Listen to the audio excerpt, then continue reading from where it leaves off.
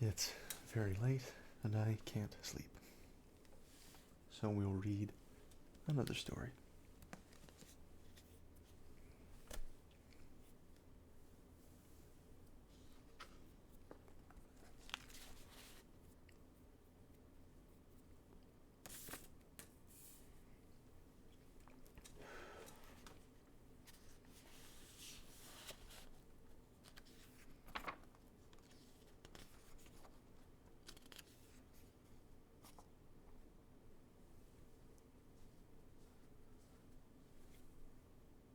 This story is called Celephaïs.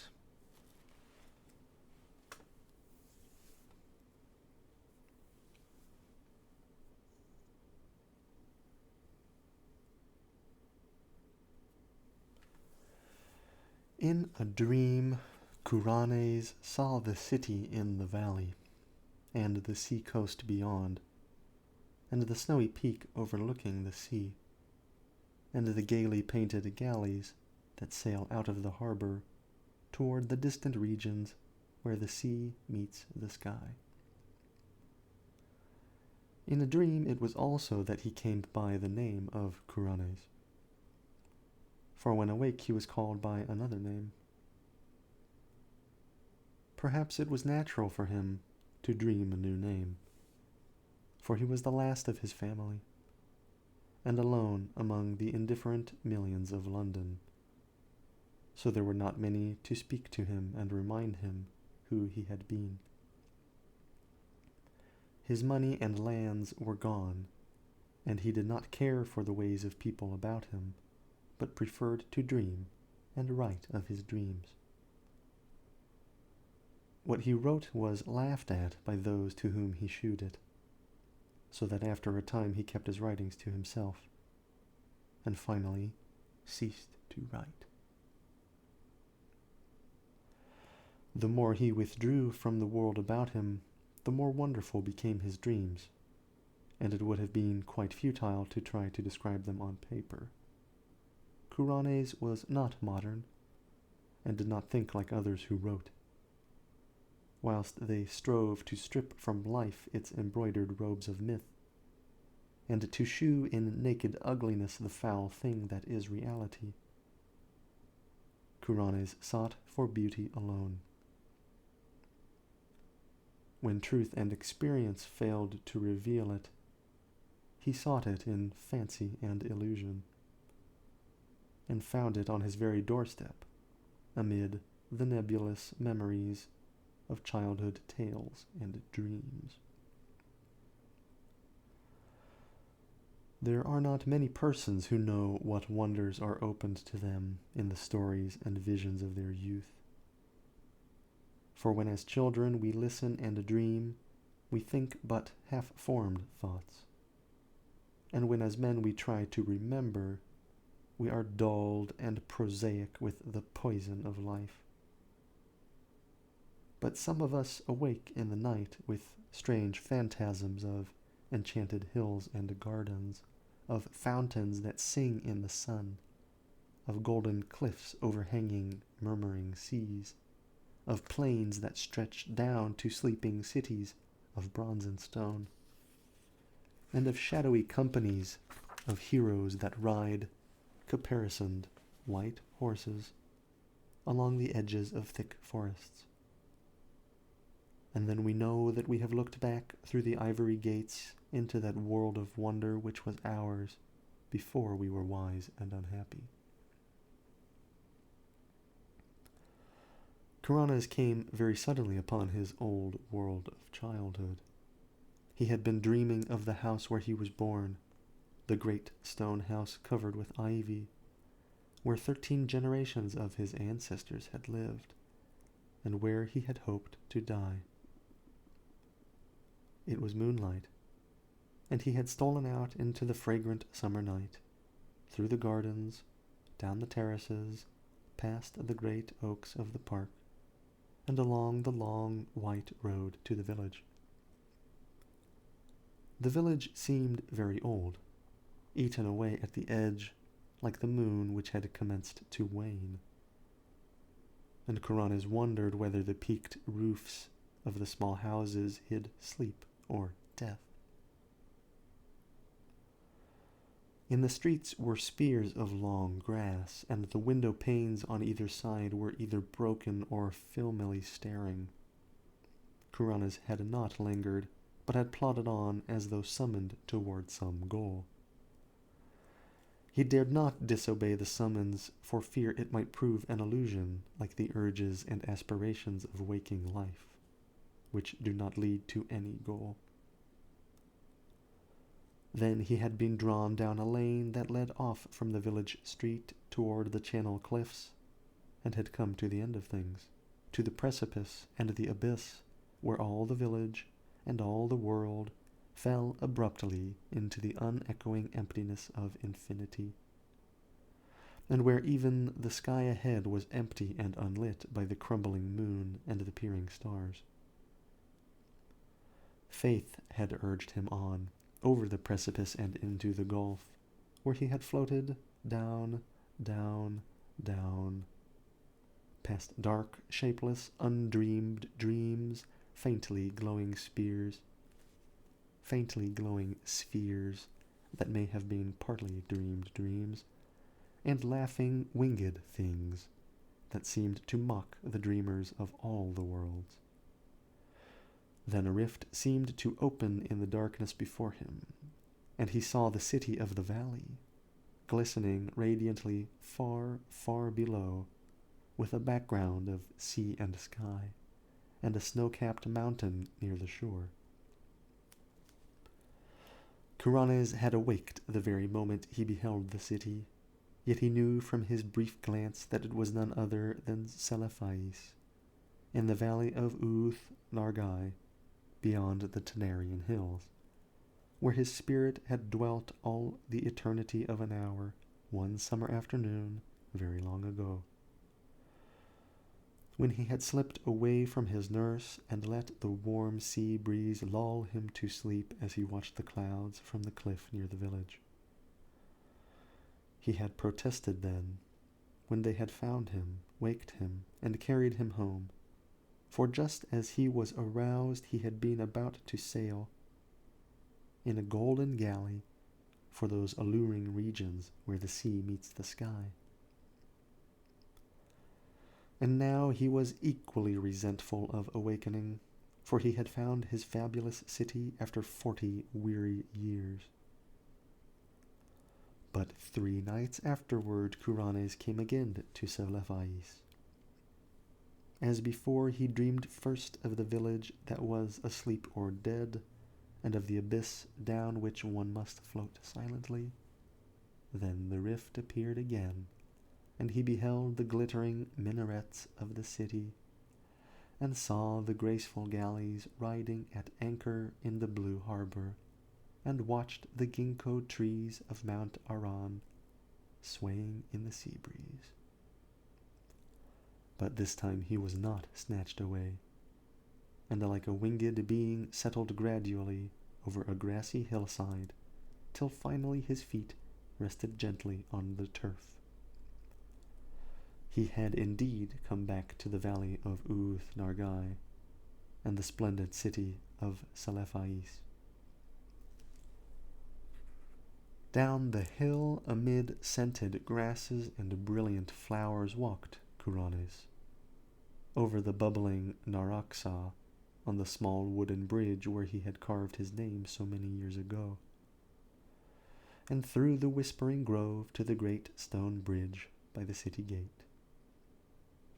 All was as of old, nor were the marble walls discolored, nor the polished bronze statues upon them tarnished.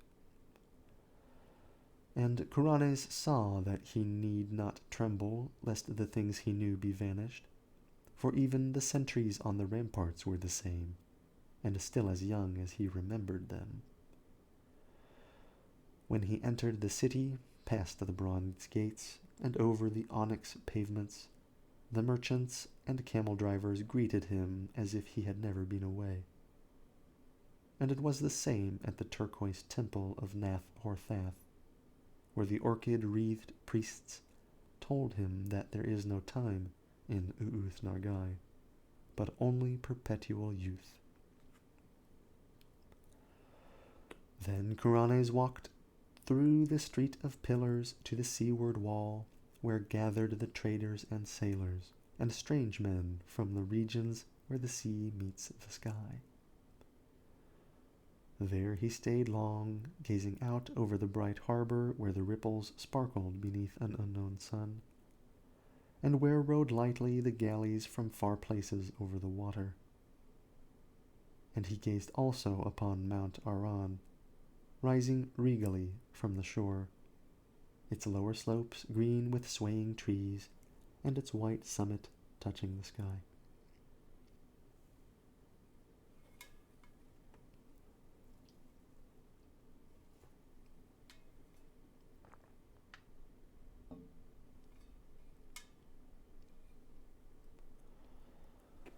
More than ever, Kuranes wished to sail in a galley to the far places of which he had heard so many strange tales, and he sought again the captain who had agreed to carry him so long ago. He found the man, Athib, sitting on the same chest of spices he had sat upon before, and Athib seemed not to realize that any time had passed.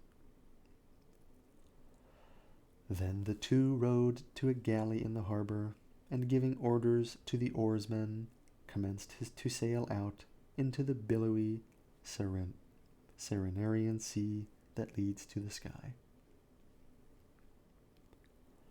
For several days they glided undulatingly over the water, till finally they came to the horizon, where the sea meets the sky. Here the galley paused not at all, but floated easily into the blue of the sky among fleecy clouds tinted with rose.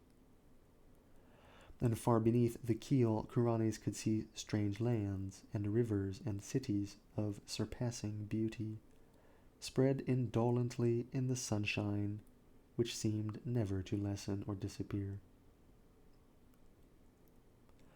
At length Athib told him that their journey was near its end, and that they would soon enter the harbor of Seranian,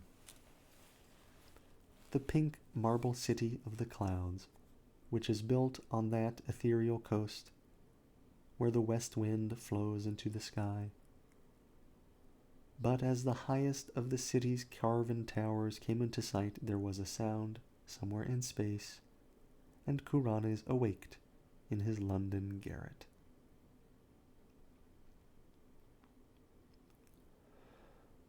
For many months after that, Kuranes sought the marvelous city of Celephaïs and its sky-bound galleys in vain, and though his dreams carried him to many gorgeous and unheard-of places, no one whom he met could tell him how to find U'uth Nargai beyond the Tanarian hills. One night he went flying over dark mountains where there were faint, lone campfires at great distances apart, and strange, shaggy herds with tinkling bells on the leaders. And in the wildest part of the hilly country, so remote that few men could ever have seen it, he found a hideously ancient wall or causeway of stone, zigzagging along the ridges and valleys, too gigantic ever to have risen by human hands, and of such a length that neither end of it could be seen. Beyond that wall in the grey dawn he came to a land of quaint gardens and cherry trees, and when the sun rose he beheld such beauty of red and white flowers, green foliage and lawns, white paths, diamond brooks, blue lakelets, carven bridges, and red-roofed pagodas, that he for a moment forgot Celephaïs in sheer delight.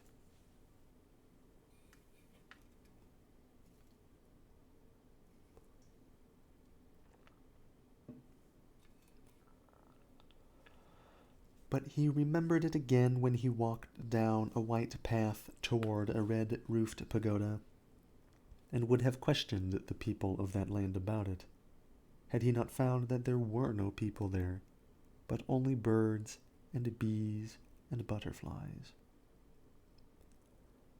On another night, Kuranes walked up a damp stone spiral stairway endlessly, and came to a tower window overlooking a mighty plain and river lit by the full moon. And in the silent city that spread away from the river bank, he thought he beheld some feature or arrangement which he had known before. He would have descended and asked the way to Uth-Nargai, had not a fearsome aurora sputtered up from some remote place beyond the horizon, shewing the ruin and antiquity of the city, and the stagnation of the reedy river, and the death lying upon that land, as it had lain since King Kinarathalis came home from his conquests to find the vengeance of the gods.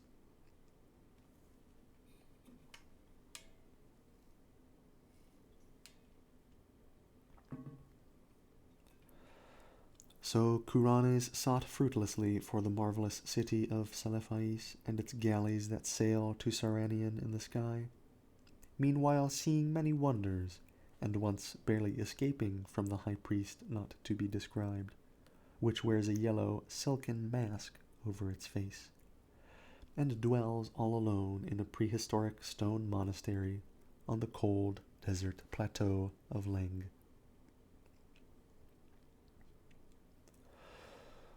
In time he grew so impatient of the bleak intervals of days that he began buying drugs in order to increase his periods of sleep. Hashish helped a great deal, and once sent him to a part of space where form does not exist, but where glowing gases study the secrets of existence. And a violet-colored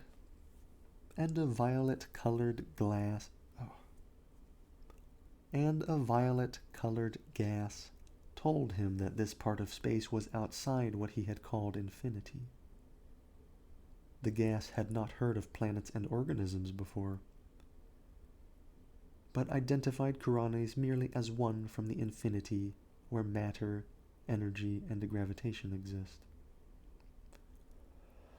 Kuranes was now very anxious to return to minaret-studded Celephaïs, and increased his doses of drugs, but eventually he had no more money left, and could buy no drugs. Then one summer day he was turned out of his garret, and wandered aimlessly through the streets, drifting over a bridge to a place where the houses grew thinner and thinner. And it was there that fulfillment came, and he met the cortege of knights come from Celephaïs to bear him thither forever.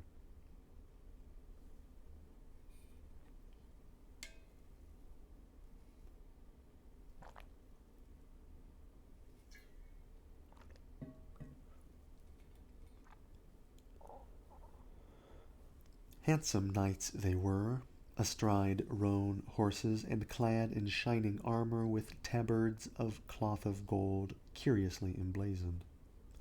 So numerous were they that Kuranes almost mistook them for an army, but their leader told him they were sent in his honor, since it was he who had created Uth-Nargai in his dreams, on which account he was now to be appointed its chief god for evermore.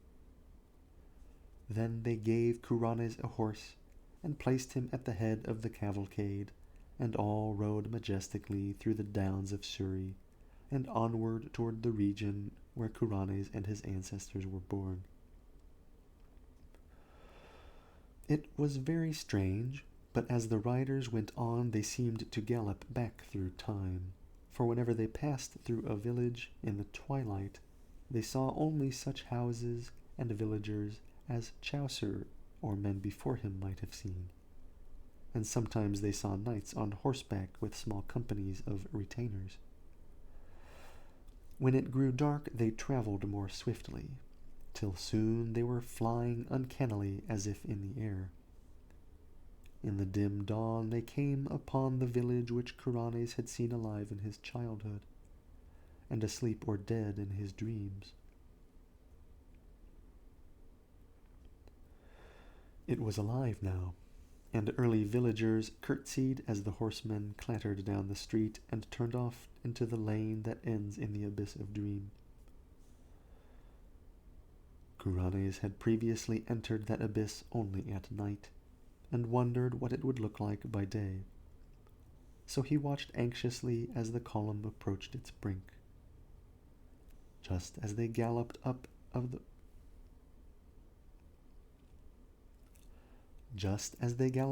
rising ground to the precipice, a golden glare came somewhere out of the east, and hid all the landscape in its effulgent draperies. The abyss was now a seething chaos of roseate and cerulean splendor, and invisible voices sang exultantly as the nightly entourage plunged over the edge and floated gracefully down past glittering clouds and silvery coruscations. Endlessly down the horsemen floated, their chargers pawing the ether as if galloping over golden sands. And then the luminous vapors spread apart to reveal a greater brightness, the brightness of the city Celephaïs, and the sea-coast beyond, and the snowy peak overlooking the sea, and the gaily painted galleys that sail out of the harbor toward distant regions where the sea meets the sky.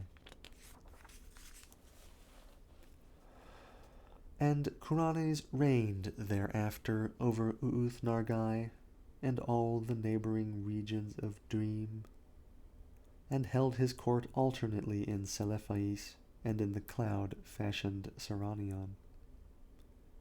He reigns there still, and will reign happily forever, though the cliffs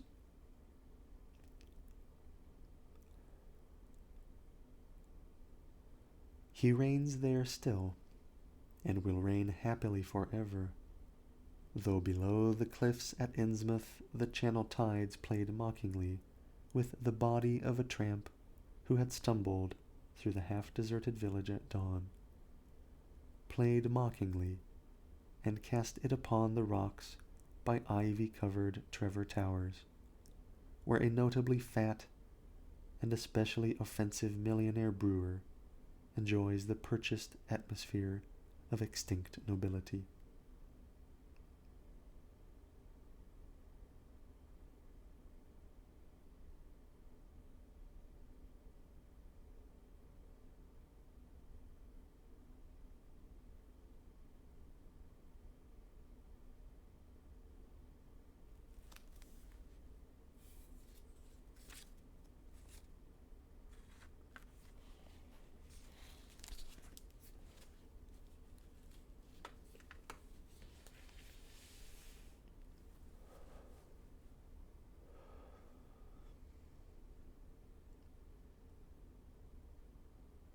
All right.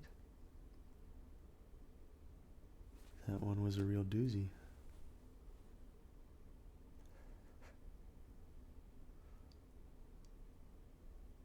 Until next time.